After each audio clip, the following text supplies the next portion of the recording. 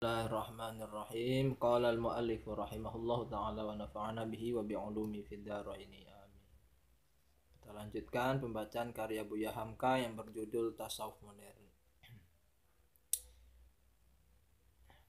Penjelasan tentang iman kurang dan iman bertambah. Adapun iman itu bisa bertambah-tambah besar dan kuatnya, tapi juga bisa pula kurang. Dalilnya yang Buya Hamka sampaikan di sini merujuk pada Al-Quran surat Al-Fat ayat 4, supaya bertambah-tambah iman serta iman-iman mereka. Kemudian dalil yang lain di Quran surat Al-Kahfi bahwasanya mereka adalah anak-anak muda yang beriman dengan Tuhan mereka dan kami tambah akan mereka petunjuk. Quran surat Maryam dan menambah Allah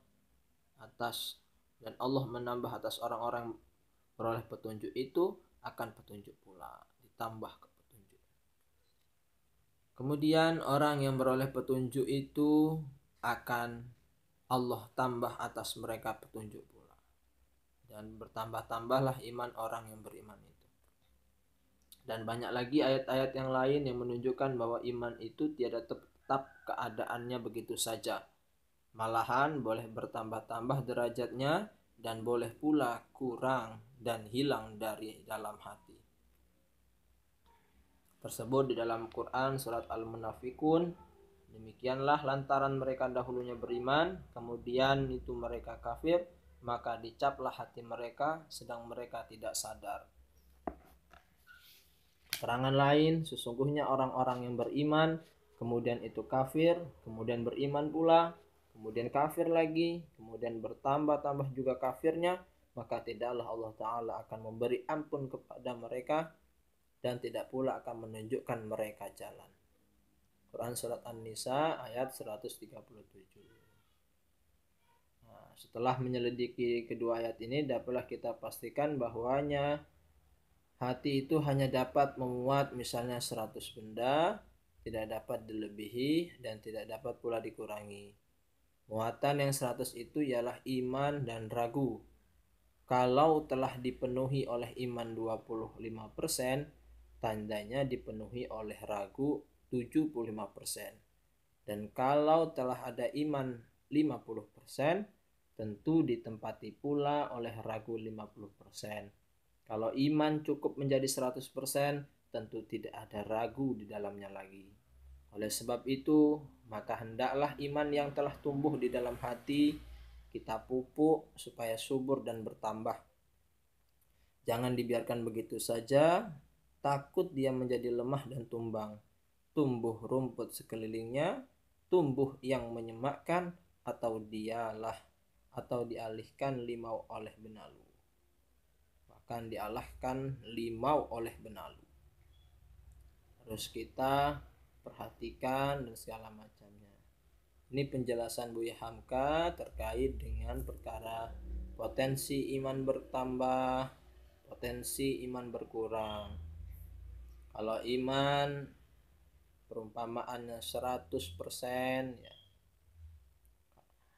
fullnya 100%. Kalau 75% terisi, maka 25%-nya itu berkurang, terisi oleh ragu dan segala macamnya. Banyak pula alat-alat yang ditunjukkan Allah dan Rasul untuk menjaga hati, menjaga keimanan, atau dari petunjuk ulama-ulama yang terpandang dalam Islam. Setengah daripadanya ialah mencari teman sahabat, menjaga ghirah dalam agama, memilih bacaan yang baik, dan yang jadi benar-benar tiangnya ialah pendidikan Tuhan pula di dalam Al-Quran surat An-Nisa sebagaimana yang disampaikan ini. Dan sesungguhnya telah diturunkan di dalam kitab bahwa apabila mendengarkan kamu akan ayat-ayat Allah, apabila engkau mendengar ayat-ayat Allah, kemudian akan dikafiri orang akan dia dan dipermain-mainkan orang isinya, maka janganlah kamu duduk beserta mereka sebelum mereka putar duduk pembicaraan kepada yang lain. Sebab kalau kamu duduk juga, maka kamu termasuk golongan mereka pula. Bahkan di dalam hadis disebutkan, man ra'a minkum munkaran falyughayyirhu biyadihi fa illam yastati' fa bilisanihi fa illam yastati' fa biqalbihi wa dzalika adhaful iman. Siapa saja yang melihat perbuatan mungkar, hendaklah ubah dengan tangan. Kalau tak kuasa dengan tangan, ubahlah dengan lidah.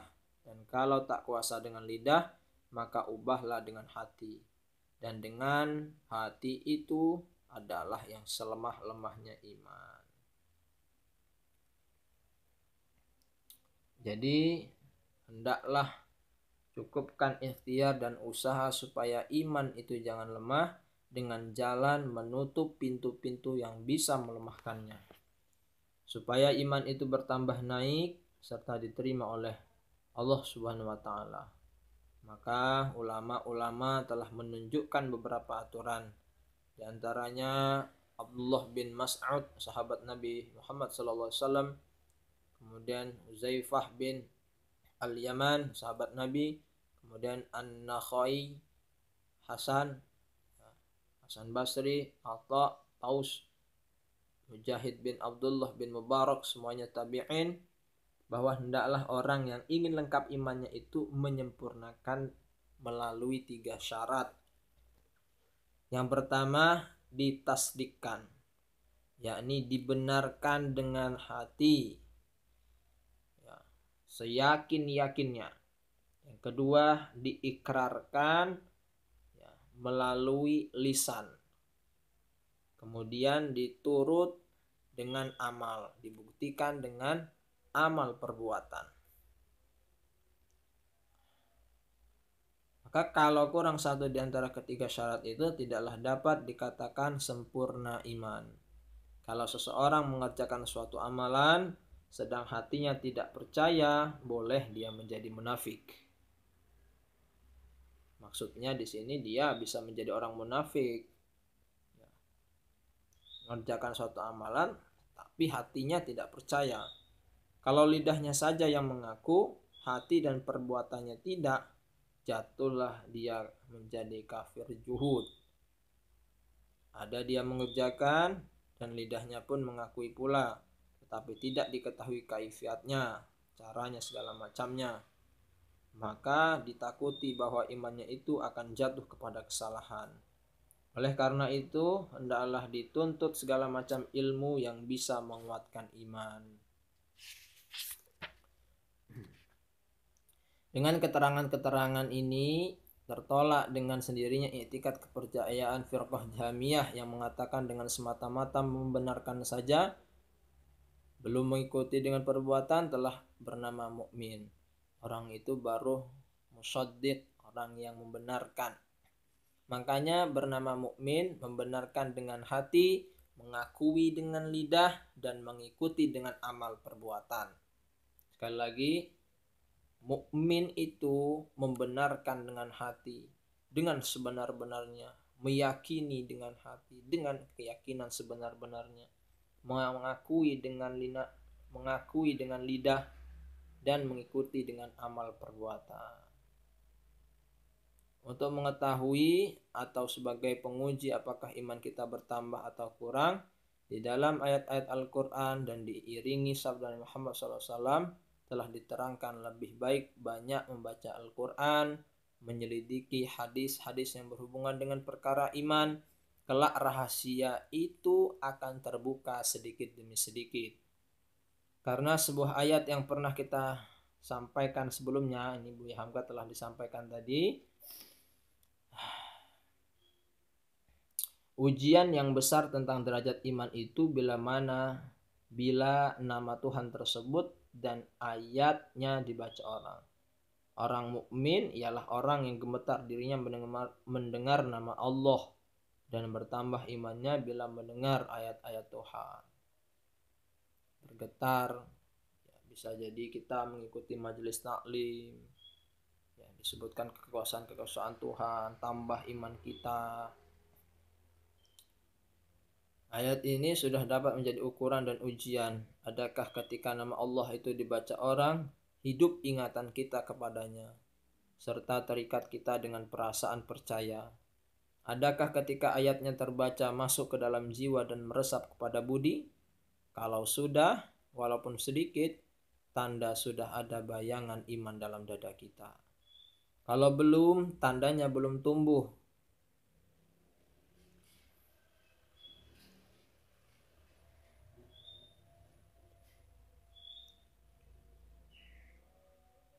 Kalau hanya sebagai bayangan-bayangan saja, tandanya iman kita masih bayang-bayang pula. Teguhkan keimanan kita. Meskipun segala sesuatu harus dimajukan dengan pikiran dan akal, harus dimajukan pula kesucian perasaan batin. Perasaan batin itu tak pernah bohong. Karena kalau otak saja yang maju, hati tidak, kita pintar tetapi tak pandai menggunakan kepintaran itu untuk maslahat diri dan manusia seumumnya. Selain dari kesudian membaca Al-Quran, hadis Nabi, kata hikmah dan mudiman, perhatikan pula alam seisinya. Sebagaimana yang disebutkan Buya, kita bisa mengambil pelajaran itu dengan memperhatikan alam. Ayat-ayat kauniyah sangatlah banyak. Perhatikan manusia dengan kejadian badannya yang ajaib. Perhatikan matahari yang memberi cahaya untuk manusia hidup, bulan yang timbul dan tenggelam, takjub atas kekuasaan pembikinannya. Semua itu apa yang kita perhatikan semata-mata untuk mengingat kebesaran Allah Subhanahu wa Ta'ala. Takjub itu ialah pintu yang pertama dari iman. Di sana kelak akan datang suara dari hati kita sendiri. Kita ingat kuasa Tuhan, kita ingat kebesaran Tuhan, maka kita mengingat akan lemahnya diri kita, kecil sekecilnya diri kita. Oleh karena itu, ya Tuhanku, tidaklah Tuhan jadikan dengan percuma, amat sucilah Engkau, maka singkirkanlah kami daripada azab neraka. Quran Surat Ali Imran ayat 191. Ya mudah-mudahan kita diberikan petunjuk oleh Allah Subhanahu wa Ta'ala. Dengan petunjuk itu kita tambah kebaikan. Dengan kebaikan itu mudah-mudahan Allah ridhoi dan kelak kita terhindar dari azab neraka. Jika kita masih merasa bahwa iman kita belum sempurna, tandanya ada harapan dia akan bertambah sempurna. Dan kalau kita telah merasa bahwa dia telah sempurna, itulah suatu alamat bahwa mulai saat itu iman kita telah susut dan kurang. Kita tidak pernah puas, kita tidak pernah berhenti untuk senantiasa menambah keimanan kita, cas keimanan kita, baca kitab suci Al-Quran, kumpul dengan orang soleh, dengarkan pengajian-pengajian ulama, guru-guru kita. Dengan ini kita akan terjaga keimanannya. Mudah-mudahan bermanfaat. Kita lanjutkan dalam pertemuan yang akan datang. Wallahu a'lam bishawab.